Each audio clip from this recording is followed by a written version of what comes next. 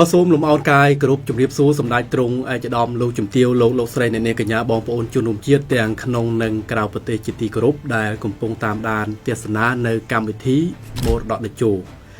បើជាការពិតណាស់គម្រោងព្រែកជីកហ្វូណនតេជោគឺជាគម្រោងក្រោមគំនិតដូចផ្ដើមប្រកបដោយចក្ខុវិស័យវែងឆ្ងាយរបស់សម្ដេចអគ្គមហាសេនាបតីតេជោហ៊ុនសែនអតីតនាយករដ្ឋមន្ត្រីបច្ចុប្បន្នជាប្រធានព្រឹទ្ធសភាហើយអនុវត្តបន្តដោយសម្ដេចមហាបវរធិបតីហ៊ុនម៉ាណែតនាយករដ្ឋមន្ត្រីនៃព្រះរាជាណាចក្រកម្ពុជាប្រកបដោយភាពឆ្លៀសវៃប៉ិនប្រសប់សមត្ថភាពដែលនាំមកនៅមោទនភាពនិងប្រយោជន៍ជាតិដ៏ធំធេងសម្រាប់ជាតិខ្មែរហើយព្រែកជីកហ្វូណនតេជោនេះនឹងក្លាយទៅជាមរតកប្រវត្តិសាស្ត្រដ៏មហាសាលសម្រាប់ប្រជាពលរដ្ឋតកូនតចៅជំនាន់ក្រោយនិងប្រទេសកម្ពុជាទាំងមូលរាប់ពាន់ឆ្នាំតទៅមុខទៀតខ្ញុំបាទសូមរំលឹកថាគម្រោងព្រែកជីកហ្វូណនតេជោនេះគឺបានបើកការដ្ឋានសាងសង់កាលពីថ្ងៃទី5ខែសីហាឆ្នាំ2024កន្លងទៅក្រុមអធិបតីភាពដ៏ខ្ពង់ខ្ពស់សម្ដេចមហាបវរធិបតីហ៊ុនម៉ាណែតនាយករដ្ឋមន្ត្រីនៃព្រះរាជាណាចក្រកម្ពុជាដោយមានការចូលរួមពីបងប្អូនប្រជាពលរដ្ឋទូទាំងប្រទេសគម្រោងព្រែកជីកហ្វូណនមិនត្រឹមតែជាគម្រោងហេដ្ឋារចនាសម្ព័ន្ធមួយទោះបីជាតម្លៃ1700លានឬមួយក៏2000លានឬ10,000លានប៉ុន្តែហេតុអ្វីបានជាគម្រោងព្រែកជីកមួយនេះខុសពីគម្រោងដែលយើងធ្វើពីមុនដែលអាចធំជាងនេះប៉ុន្តែអ្វីដែលខុសគ្នា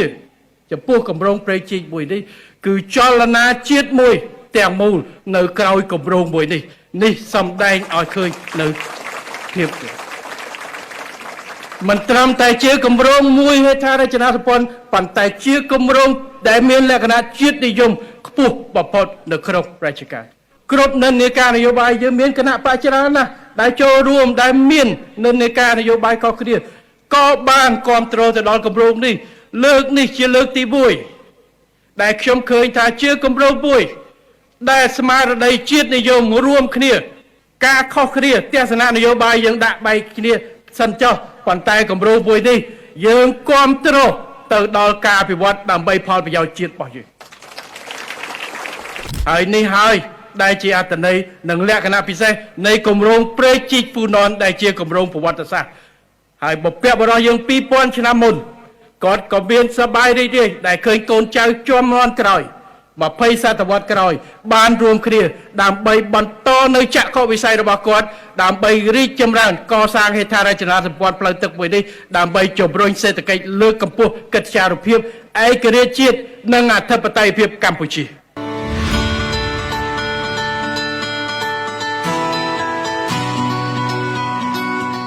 កម្ពុជាបានកំណត់គោលដៅជាក់លាក់ហើយថាទោះបីជាមិនមានប្រទេសមិត្តណាមួយជួយក្នុងការកសាងព្រែកជីកហ្វូណនតេជោនេះក៏ដោយក៏កម្ពុជាត្រូវតែសម្រេចឲ្យបាននូវការជីកព្រែកជីកនេះ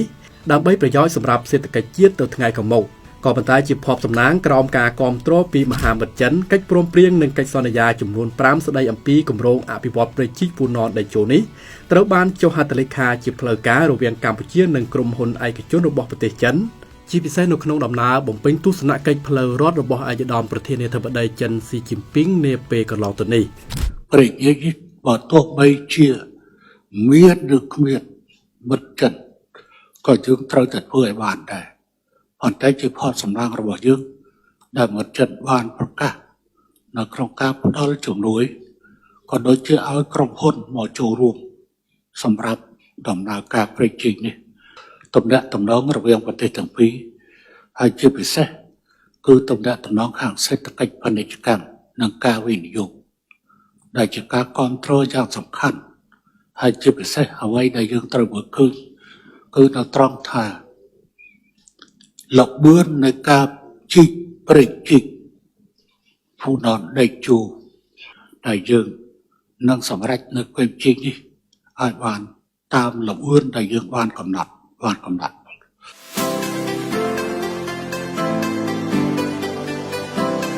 ើយោងទៅតាមក្រមប្រឹក្សាអភិវឌ្ឍកម្ពុជាកិច្ចព្រមព្រៀងនិងកិច្ចសន្យាទាំង5នេះគឺជាឯកសារពាក់ព័ន្ធទៅនឹងគម្រោងគ្រប់គ្រងធនធានទឹកចម្រុះហ្វូណនតេជោដែលកំណត់ពីការមកដាក់ទុនរបស់អ្នកវិនិយោគប្រតិបត្តិការសាងសង់និងការថែទាំជាដើមគម្រោងគ្រប់គ្រងធនធានទឹកចម្រុះហ្វូណនតេជោនេះគឺជាការជំរុញកិច្ចសហប្រតិបត្តិការប្រកបដោយគុណភាពក្រោមគំនិតដូចផ្ដើមខ្សែក្រវ៉ាត់និងផ្លូវក៏ដូចជាប្របខ័ណ្ឌកិច្ចសហប្រតិបត្តិការត្បូងពេជ្រ ដែលនឹងធ្វើឲ្យប្រសើរឡើងនៃការកសាងសហគមន៍ជោគវាសនារួមកម្ពុជាចិននៅក្នុងយុគសម័យថ្មីគម្រោងនេះរំពឹងថានឹងជំរុញយ៉ាងខ្លាំងទៅដល់គ្រប់វិស័យដែលនឹងជួយធ្វើឲ្យជីវភាពរបស់ប្រជាពលរដ្ឋកាន់តែមានភាពល្អប្រសើរឡើងគម្រោងព្រះជីកហ្វូណនដែលចូលនេះគឺមានប្រវែងសរុប180គីឡូម៉ែត្រដោយចេញពីទន្លេបាសាក់ឆ្ពោះទៅកាន់សមុទ្រនៃប្រទេសកម្ពុជាហើយត្រូវចំណាយទុនក្នុងការសាងសង់ក្នុងរង្វង់ទឹកប្រាក់ប្រមាណជា$1,700 លានអាមេរិកហើយព្រះជីកហ្វូណនដែលចូលនេះត្រូវបានចាត់ទុកថាជាព្រះជីកដែលនាំមកនូវភាពសាមគ្គីនិងមោទនភាពជាតិហើយថ្ងៃពិធីសម្ពោធបើកការដ្ឋាននោះផងដែរយើងឃើញថាបងប្អូនប្រជាពលរដ្ឋគ្រប់ទីកន្លែងទាំងអស់បានចូលរួមអបអរសាទរយ៉ាងខ្លាំងក្លាដែលកម្ពុជាសម្រេចបើកការដ្ឋានសាងសង់ព្រែកជីកជាប្រវត្តិសាស្ត្រនេះគម្រោងនេះមិនត្រឹមតែជាគម្រោងហេដ្ឋារចនាសម្ព័ន្ធផ្លូវទឹកដែលអាចជួយសម្រួលទៅដល់ការដឹកជញ្ជូននិងកំណើនសេដ្ឋកិច្ចហើយគម្រោងនេះគឺមានលក្ខណៈពិសេសដែលភ្ជាប់ជាមួយនឹងលក្ខណៈភូមិសាស្ត្រនិងប្រវត្តិសាស្ត្រយើងតែម្ដងអាណាចក្រហ្វូណនដែលជារដ្ឋដំបូងរបស់កម្ពុជាចាប់ផ្ដើមពីសតវត្សទី1ពេលនោះដែលហ្វូណនបើតាមកំណត់ត្រារបស់ចិនបានន័យថាអ្នកដែលរុងរឿងនៅទិសខាងត្បូងគឺជាអាណាចក្រដែលរុងរឿងនៅទិសខាងត្បូងនៃប្រទេសចិនការកសាងនៅព្រែកជីកហ្វូណនដែលសំដៅទៅលើការជំរុញកសិកម្មពាណិជ្ជកម្មឧស្សាហកម្មភស្តុភារកម្មគឺមិនខុសពីចក្ខុវិស័យជាង2000ឆ្នាំមុនរបស់បុព្វបុរសខ្មែរយើងទេគឺផ្ដោតទៅលើពីរនេះឯងកសិកម្មនិងពាណិជ្ជកម្មហើយបើយើងមើលទស្សនវិជ្ជានៃការកសាងនៅទីនេះមិនត្រឹមតែឈ្មោះដែលភ្ជាប់ជាមួយនឹងប្រវត្តិសាស្ត្រអាណាចក្រហ្វូណននោះទេប៉ុន្តែភូមិសាស្ត្រក៏ជាមួយគ្នាប៉ុន្តែអ្វីដែលចក្ខុវិស័យក្នុងការកសាងគឺស្របជាមួយនឹងចក្ខុវិស័យរបស់បុព្វបុរសយើងព្រែកជីកហ្វូណនដែលចូលនេះគឺជាផ្លូវទឹកតភ្ជាប់ពីទន្លេទៅកាន់សមុទ្រកម្ពុជាដោយឆ្លងកាត់ខេត្តចំនួន4រួមមានខេត្តកណ្ដាលខេត្តតាកែវខេត្តកំពតនិងខេត្តកែបក្នុងនោះចាប់ផ្ដើមពីព្រែកតាកែវឆ្លងកាត់ព្រែកតាឯកចូលតាមព្រែកតាហ៊ីងនិងបន្តរហូតដល់សមុទ្រនៃខេត្តកែបព្រែកជីកហ្វូណនដែលចូលនេះគឺមានទទឹងខាងលើគឺ100ម៉ែត្រទទឹងខាងក្រោម80ម៉ែត្រនិងជម្រៅ5ម៉ែត្រកន្លះហើយមានហេដ្ឋារចនាសម្ព័ន្ធសំខាន់ជាច្រើនដូចជាសន្ទះផ្លូវនាវាចរគឺមាន3កន្លែងមានស្ពានចំនួន11កន្លែងផ្លូវអមសងខាងប្រវែងប្រមាណជា208គីឡូម៉ែត្រហើយតាមការប៉ាន់ស្មាននឹងមានបងប្អូនប្រជាពលរដ្ឋរស់នៅអមសងខាងព្រែកជីកនេះប្រមាណជា1,600,000 នាក់ផងដែរហើយពួកគាត់នឹងទទួលបានផលយ៉ាងច្រើននៅពេលដែលព្រែកជីកនេះដំណើរការហើយក្នុងនោះដោយដែលសម្ដេចអាដាមលោកជំទាវបានជ្រាបហើយតាមរយៈព្រែកជីកនេះនឹងកាត់បន្ថយចម្ងាយនិងតម្លៃដឹកជញ្ជូននៅពេលបច្ចុប្បន្នក្នុងការបង្កើតជាតំបន់ពាណិជ្ជកម្មនិងមជ្ឈមណ្ឌលភស្តុភារកម្មការអភិវឌ្ឍផែនរណបថ្មីជាច្រើនការកំណត់តំបន់អភិវឌ្ឍកសិកម្ម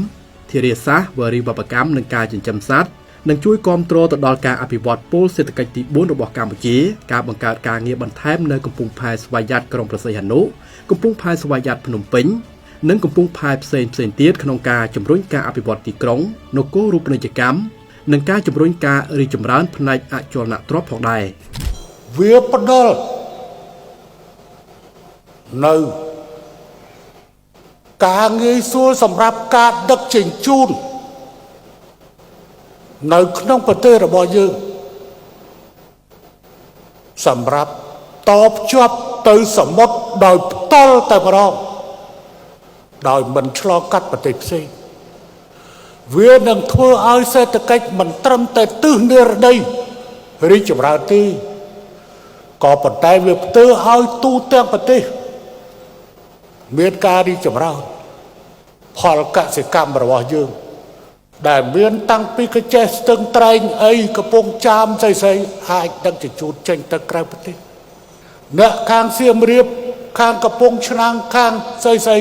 ដែលមានលទ្ធភាពដឹកជញ្ជូនតាមផ្លូវទឹកអាចរុញចូលទៅក្នុងតាមច្រកនេះដើម្បីចេញទៅសមុទ្រប្រព័ន្ធដឹកជញ្ជូនបែបនេះវានឹងបង្កនៅការទាក់ទាញអ្នកវិនិយោគិនទិនមកវិនិយោគនៅកម្ពុជាអ្នកវិនិយោគក្នុងប្រទេសរបស់យើងក៏នឹងវិនិយោគបន្ថែមដោយឃើញស្ថានភាពងាយស្រួលនៃការដឹកជញ្ជូន តាក់ទងទៅនឹងការជួយពីមហាមិត្តចិនគឺភាគីចិនបានយល់ច្បាស់អំពីដំណើរការរបស់កម្ពុជាហើយចិនផ្ដល់ការគាំទ្រចំពោះគម្រោងនេះក្នុងនោះឯកឧត្តមប្រធានាធិបតីចិនស៊ីជីនពីងបានមានប្រសាសន៍នៅមុខសម្ដេចនាយកហ៊ុនសែនថាឯកឧត្តមនឹងបន្តគាំទ្រកម្ពុជាជាពិសេសគាំទ្រគម្រោងព្រែកជីកហ្វូណនតេជោដែលជាគម្រោងព្រែកជីកដែលនឹងផ្ដល់ប្រយោជន៍យ៉ាងសំខាន់សម្រាប់សេដ្ឋកិច្ចកម្ពុជានាពេលខាងមុខនៅពេលដែលគម្រោងនេះបញ្ចប់ការសាងសង់ជាស្ថាពររំពឹងថានឹងចូលរួមចំណែកក្នុងការលើកកម្ពស់ការតបជាប់ការពន្លឿនការធ្វើទំនើបកម្មហេដ្ឋារចនាសម្ព័ន្ធដឹកជញ្ជូនតាមផ្លូវទឹកនិងរួមចំណែកដល់ការអភិវឌ្ឍប្រកបដោយចីរភាពនៃទំនាក់ទំនងនិងការធ្វើពាណិជ្ជកម្មប្រកបដោយប្រសិទ្ធភាពនិងភាពងាយស្រួលរវាងប្រទេសកម្ពុជាក៏ដូចជាការតភ្ជាប់ជាមួយបណ្ដាប្រទេសផ្សេងៗជាច្រើនទៀតជាពិសេសការកាត់បន្ថយថ្លៃដឹកជញ្ជូនក៏ដូចជាកាត់បន្ថយពេលវេលានៃការដឹកជញ្ជូនផងដែរលើពីការដឹកជញ្ជូនគម្រោងនេះនឹងរួមបញ្ចូលការគ្រប់គ្រងធនធានទឹកប្រព័ន្ធធារាសាស្ត្រនិងកសិកម្មហើយត្រូវរំពឹងថានឹងបង្កើននូវផលិតភាពកសិកម្មតាមបណ្ដោយផ្លូវទឹកមួយនេះបន្ថែមលើពីនេះក៏ជំរុញការធ្វើសមាហរណកម្មលើវិស័យសំខាន់ៗនៅទូទាំងប្រទេសកម្ពុជាផងដែរទៅកាន់តំបន់និងពិភពលោករួមមានវិស័យឧស្សាហកម្មកសិកម្មភស្តុភារកម្មកំពង់ផែដែលនឹងធ្វើឲ្យសេដ្ឋកិច្ចកម្ពុជាកាន់តែមានភាពរឹងមាំបន្ថែមទៀតអរគុណសម្ដេចឯកឧត្តមលោកជំទាវលោកស្រីអ្នកនាងកញ្ញាបងប្អូនដែលកំពុងតាមដានទស្សនានៅកម្មវិធីមរតកតេជោដែលបង្ហាញអំពីគម្រោងព្រែកជីកហ្វូណនតេជោដែលបច្ចុប្បន្ននេះរាជរដ្ឋាភិបាលកំពុងតែយកចិត្តទុកដាក់ហើយក្នុងនោះភាគីចិនក៏បានចូលរួមគាំទ្រនៅគម្រោងព្រែកជីកដ៏ធំរបស់កម្ពុជានេះផងដែរហើយតាមរយៈគម្រោងព្រែកជីកដ៏ធំរបស់កម្ពុជាមួយនេះក៏ជាមរតកដ៏សំខាន់ផងដែររបស់សម្ដេចតេជោដែលលោកមានចក្ខុវិស័យវែងឆ្ងាយក្នុងការគិតគូរអំពីសេដ្ឋកិច្ចរបស់កម្ពុជានាពេលខាងមុខជាពិសេសស្របទៅតាមចក្ខុវិស័យរបស់កម្ពុជាដែលកំណត់ហើយគឺនៅក្នុងឆ្នាំ2030ជាប្រទេសដែលមានប្រាក់ចំណូលមធ្យមកម្រិតខ្ពស់ហើយនៅឆ្នាំ2050គឺជាប្រទេសដែលមានប្រាក់ចំណូលខ្ពស់តែម្ដងដូច្នេះតាមរយៈគម្រោងនេះនឹងរួមចំណែកយ៉ាងសំខាន់ក្នុងការជំរុញវិស័យសេដ្ឋកិច្ចជាពិសេសការដឹកជញ្ជូនតាមផ្លូវទឹកកាន់តែមានភាពល្អប្រសើរបន្ថែមទៀតអរគុណសម្ដេចឯកឧត្តមលោកជំទាវលោកស្រីអ្នកនាងកញ្ញាដែលបានតាមដានទស្សនានៅកម្មវិធីមរតកតេជោតាំងពីដើមរហូតដល់ចប់ហើយសម្រាប់លើកក្រោយខ្ញុំបាទនឹងមានប្រធានបទសំខាន់ជាច្រើនទៀតមកជម្រាបជូនសម្រាប់ពេលនេះខ្ញុំបាទសូមអរគុណសូមគោរពលា